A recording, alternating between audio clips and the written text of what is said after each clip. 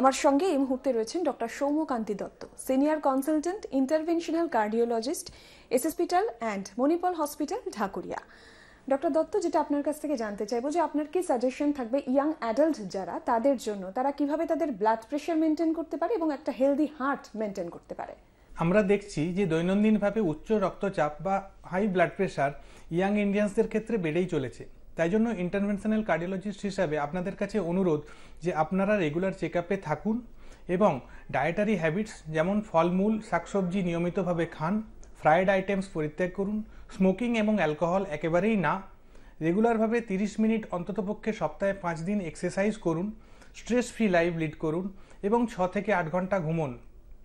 Regular check আপে যদি আপনার উচ্চ রক্তচাপ বা হাই ব্লাড সুগার বা কোলেস্টেরলের মাত্রা বেশি থাকে, অতি অবশ্যই আপনার নিকটস্থ যে কোনো ফিজিশিয়ান বা কার্ডিওলজিস্টের আন্ডারে থেকে রেগুলার চেক আপে থাকুন, কারণ এটা ট্রিটেবল এবং আপনারা যদি নিয়মিতভাবে ওষুধ সেবন করেন তাতে ভালো থাক উচ্চ রক্তচাপ related complications like blood sugar like সেরিব্রোভাস্কুলার accidents, brain stroke, heart attack এবং কিডনি ডিজিজ থেকে নিজেকে বাঁচিয়ে রাখতে পারবেন।